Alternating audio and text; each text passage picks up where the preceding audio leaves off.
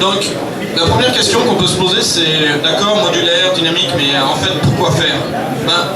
Il y a plusieurs raisons. La première, c'est qu'aujourd'hui, on aimerait bien pouvoir partitionner notre code base de manière claire, de manière indépendante, afin d'avoir des développeurs qui travaillent sur différents composants à différents moments et les intégrer facilement. Quand je dis différents développeurs et partitionnés correctement, c'est sûrement à l'échelle internationale, pas dans la même pièce. Donc ça, c'est des problématiques qu'on retrouve aujourd'hui dans le développement de logiciels qui, avec des technologies non modulaires, est quasiment impossible. On va avoir des conflits, on va avoir des feature branches qui vont rentrer en conflit des moments qu'on va les intégrer, etc. Le deuxième point important, c'est pouvoir comprendre et pouvoir résoudre tous les requis qu'on a quand on développe de manière indépendante comme ça. C'est-à-dire je récupère un composant d'une de mes équipes et je veux savoir vraiment ce dont il a besoin pour l'assembler dans une plus grosse application. Donc là, on parle vraiment de composer un système. Le système, on ne le développe pas from scratch, on va prendre des petites parties et on va le composer ensemble et on va pouvoir analyser les requis qu'on a pour faire une application cohérente et finale. Et enfin, tous ces composants, on va pouvoir les faire évoluer et les faire évoluer de manière séparée. Chaque composant est développé indépendamment, donc va pouvoir évoluer de manière indépendante. Et ça, c'est vraiment important parce que le cycle de développement sera sûrement très différent entre une partie serveur, une partie front-end, une partie mobile, une partie database. Donc tout ça, ça va évoluer à des rythmes différents. Et donc on va intégrer tout ça correctement avec OSGI, avec un système modulaire et dynamique. Un des points du dynamisme, c'est qu'on va pouvoir faire évoluer au runtime, sans redémarrer l'application. Et ça, c'est vraiment important parce qu'aujourd'hui, redémarrer une application, demander à l'utilisateur de dire ah bah, je suis désolé, il faut redémarrer, comme on voit aujourd'hui, grosso modo partout, c'est énorme, c'est impossible. On ne peut pas demander à un système bancaire de dire ah bah non, vous allez redémarrer. C'est des choses qui doivent redémarrer comme ça, automatiquement et au runtime. Donc, juste un point, je parle également d'adaptation. Aujourd'hui, l'adaptation, c'est partout. Du moment que vous avez une application qui va tourner en mode dégradé, parce qu'il n'y a pas Internet, parce que votre connectivité est plus bonne, parce qu'un service distant n'est plus disponible, dans tous ces cas-là, vous avez besoin d'adaptation. Prends le micro à la main, c'est mieux. Ouais, ça sera plus facile, merci. Donc en fait, c'est construire un système comme un puzzle, comme avec des Lego. Donc on a des différentes pièces et on va les assembler comme on veut. On va pouvoir changer, on va pouvoir vraiment faire le système qu'on veut. Et vraiment quelque chose d'important, c'est qu'on va pouvoir adapter certaines parties. On va pouvoir fixer des bugs, on va pouvoir passer à une autre version, on va pouvoir changer la qualité de service de certains services, et ce de manière dynamique. Et on sait exactement l'impact de chaque changement vu que chaque composant est développé et est complètement autonome. Donc, modulaire et dynamique, ça va apporter beaucoup de choses. Ça va apporter déjà le développement indépendant. Donc, vous n'avez plus besoin d'avoir une vision globale. Vous pouvez vraiment dire à vos développeurs, bon ok, donc ça sera développé là, voici l'aspect, ça sera développé là, et on va pouvoir intégrer ça de manière très facile. Pour tout ce qui est développement orienté test, comme chaque composant est indépendant, il n'y a aucun problème pour faire du développement orienté test et pour créer des mocks, pour créer des faux systèmes, et donc tester vraiment chaque composant indépendamment et avoir une qualité de service assez haute rapidement. Enfin, vu que tout est spécifié correctement, on va avoir une intégration relativement simple. Donc l'autre point pour le dynamisme, l'adaptabilité par défaut, c'est-à-dire que tout sera assemblé dynamiquement. On va pouvoir changer le runtime dynamiquement et on assemble l'application de manière faiblement couplée, ce qui va nous permettre de faire évoluer chacune des parties. Donc venons-en à OSGI. OSGI, qu'est-ce que c'est aujourd'hui OSGI? En fait, c'est un framework de modularité au-dessus de Java. Donc c'est vraiment Java, c'est vraiment centralisé sur la VM, c'est basé sur le modèle Java, c'est pour ça que ça n'existe pas sur les autres langages comme iOS, comme Objective-C, etc. Alors, c'est pas le seul candidat, mais c'est le plus vieux. Aujourd'hui, on parle de Jigsaw, on parle d'autres choses, on parle de Maven qui veut faire ça. Mais OSGI est là depuis beaucoup plus longtemps que cela. Ça a commencé autour de 97, si je me souviens bien, les premières specs. Donc l'idée en 97, au tout début, c'était les set-top box, d'avoir des applications comme une Livebox sur lesquelles on allait pouvoir déployer différentes applications au runtime. Et voilà pourquoi ils ont créé OSGI. Donc voilà, la modularité un peu expliquée. Donc on a 3 modules et on va déclarer les dépendances entre ces modules et dire bon bah voilà, si je veux utiliser le module A, ben, il va me falloir le module B, le module C. Et une fois que j'aurai les 3, et ben, tout va démarrer et tout va bien se passer. Donc pourquoi Java n'est pas suffisant vu que c'est un layer, une couche au-dessus de Java? Pourquoi c'est pas suffisant aujourd'hui? Parce que Java il est basé sur l'idée de Global Class Path avec sa Global Visibility. Et si on prend ce diagramme là, voilà ce qui se passe. Avec OSGI aujourd'hui, on a un class path avec 3 jars, avec la classe A, la classe B, C c'est une autre version de la classe B, la classe D, la classe E qui est une autre version de la classe A et la classe F.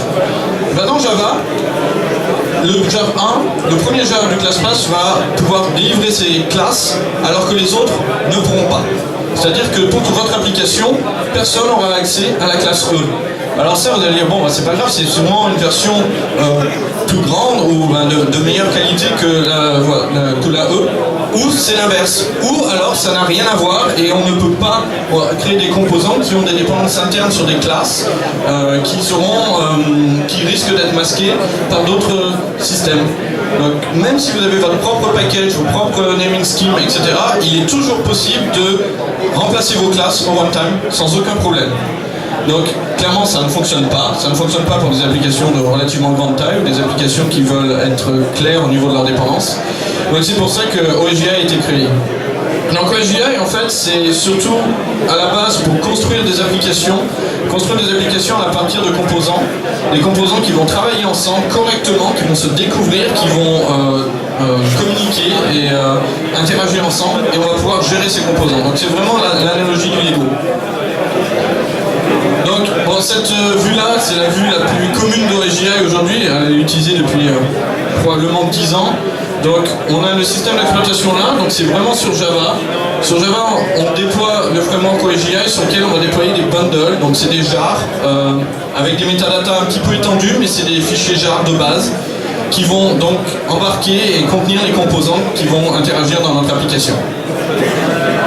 Donc la spécification OSGI, puisque c'est une spécification à la base, on a au moins 2 implémentations open source qui sont Apache Felix et Eclipse Equinox, sont basées sur 3 plus 1, 3 couches plus 1. Donc la première c'est le module layer qui définit le packaging et comment les packages vont résoudre leurs dépendances. Le lifecycle layer qui va nous permettre de faire une plateforme de déploiement dynamique. Et le service layer qui est pour moi le plus important et qui va être comment les applications vont s'agencer dynamiquement. Et enfin on a tout l'aspect sécurité qui est transversal à ces niveaux-là. Donc si on prend le module layer, et ben on va déployer nos bundles, donc c'est des jars normaux. D'ailleurs un bundle OSGI peut être utilisé dans la grande majorité des cas comme un jar de base. Et ces jars-là vont déclarer des dépendances. Alors ces dépendances, par exemple ce premier jar va exporter un package Java comme org foobar, version. Il y a le concept de version 1, et ce package-là, ce bundle-là va l'importer et exporter un autre, etc., etc. Donc là, on voit clairement qu'on a vraiment modélisé les dépendances entre les unités de déploiement, ce qui va nous permettre de vraiment comprendre, savoir à tout moment pourquoi un des bundles ne peut pas fonctionner, parce qu'il y a une librairie qui est manquante, parce que telle version n'est pas disponible, ou ce genre de problème. Alors au-dessus de ça, on a le lifecycle layer qui va définir le cycle de vie de ces bundles. Donc un bundle, il va être d'abord installé, on va pouvoir le mettre résolu quand toutes ces dépendances seront remplies. Ensuite, une fois qu'il a été résolu, il peut être mis à jour dynamiquement et finalement il va pouvoir être désinstallé. Donc si on regarde, on va avoir un bundle qui arrive dynamiquement, on n'a pas redémarré l'application, on n'a rien fait. Ensuite, ce bundle va pouvoir s'activer et commencer à faire des appels métiers, exposer des services, on va le voir ça, et puis il va pouvoir être mis à jour et être désinstallé, et tout ça au runtime. Enfin, sur la partie service, donc les dépendances qu'on a là sont des dépendances de classe, dépendances fixes, donc on a besoin de telle classe pour fonctionner. La partie service, c'est des dépendances de fonctionnalité. Donc, par exemple, notre bundle là va exposer un service métier, un service de log, un service de transaction ou un service d'assurance ou de calcul. Et on va pouvoir avoir un autre bundle qui va requérir ce service. Alors, une des particularités de OSGI, c'est que ces dépendances-là sont gérées par le framework, alors que celles-là sont intégralement dynamiques et donc à la charge du développeur. ce qui évidemment pose des tas de problèmes au niveau de la gestion dans le code de ces dépendances. Mais on va voir comment on peut pallier ça. Donc, ce dernier niveau qui définit l'orientation service, c'est sûrement le plus oublié aujourd'hui. De grosses applications AGI ne l'utilisent pas et pourtant c'est le plus puissant parce que c'est ce qui va permettre et ce qui explique pourquoi en dessous la plomberie est si compliquée. Ça va nous permettre de faire du dynamisme, mais ça va nous permettre de faire aussi, d'être sûr qu'on est faiblement couplé, d'avoir des services qui sont réutilisables. J'ai des services on va pouvoir changer en fonction de la plateforme, donc évidemment operating system ou alors mon contexte, j'ai internet, j'ai pas internet. On va masquer l'hétérogénéité. Donc, que ce soit un service distant ou un service local, ça ne change rien, c'est le même service. On va pouvoir s'adapter au runtime, choisir, sélectionner le service qui nous convient le mieux à un moment donné et faire tout ce genre de choses grâce à la partie service. Donc, malheureusement, cette partie service aujourd'hui, dans la plupart des grosses applications AGI, n'est pas tellement utilisée. C'est ce qu'on voit dans Eclipse. Ils se sont limités au module layer. Pour vraiment utiliser OSGI correctement, c'est ce niveau-là qui est le plus important. Le package, donc le bundle, export et import des packages, c'est la mauvaise unité. Alors la plupart des gens disent oui, mais nous on préférait que les modules se dépendent entre eux directement, c'est ce qu'on voit dans Jigsaw. Alors il faut bien comprendre que OSGI supporte les deux, on peut dire qu'on requiert un bundle directement. Mais le problème de requérir un bundle directement, c'est que ce bundle-là, il ne peut plus cacher ses entrailles, il ne peut plus cacher ses détails d'implémentation. C'est pour ça qu'on utilise les packages dans OSGI. C'est pas parce qu'on a décidé de faire un niveau trop petit, c'est parce qu'il y a une vraie raison, le fait de pouvoir vraiment cacher certains détails d'implémentation qui doivent rester cachés, donc pas manipulés par par des personnes tierces. Les frameworks sophistiqués ne sont pas supportés et généralement ça veut dire les librairies qui utilisent des class loaders avancés ne sont pas supportés. Alors la première question c'est pourquoi ils utilisent ces class loaders avancés, sachant qu'aujourd'hui on a réussi à réimplémenter au-dessus de OSGI Java EE qui en termes de class loader avancés est quand même pas mal. Donc tout ce qui est mécanisme d'injection c'est supporté, les ORM Hibernate, Data Nucleus c'est supporté, tout ce qui est Web Toolkit, JVT, Vaadin, c'est tout supporté, les transactions sont supportées dès la V1.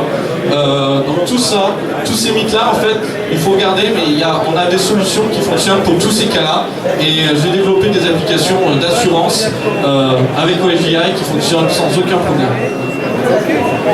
Enfin, le dynamisme et l'orientation service, c'est trop compliqué, ça fait 2 niveaux de dépendance, certes, mais alors le jour où vous me direz que ça c'est compliqué, je pense qu'il va falloir commencer à réfléchir à changer complètement comment on développe un logiciel. J'ai 2 mots-clés. Provides, requires. Ce composant-là, il fournit mon service, celui-là le requiert. J'ai aucune gestion du dynamisme. Tout est géré par le framework. Dans ce cas-là, c'est comme ça. Donc j'ai mon framework qui est soit Equinox, soit Felix. J'aime pas de favori, bon, je préfère Felix. Au-dessus, j'ai un certain nombre de services techniques, donc le log, la configuration, déploiement, management, syndication, etc. Et ces services techniques vont être utilisés par mon application qui va être elle-même écrite en termes de services. Quelque chose d'important, dans le sens où on va pouvoir substituer certaines parties de l'application sans aucun problème. On va pouvoir également faire évoluer les services techniques au runtime sans aucun problème. Pour construire ce genre d'application et d'architecture, on a 2 gros frameworks qui existent. On a OWT Chameleon, donc si vous avez des questions, le stand est là, ou Apache Karaf. Ils sont à peu près similaires. Karaf est un peu plus gros, fait plus de sécurité. Chameleon, c'est plus vraiment que de l'architecture et des building blocks qu'on peut réutiliser. Enfin, donc OSGI c'est surtout pour composer des applications à partir de pièces séparées, des pièces qu'on va pouvoir développer de manière indépendante.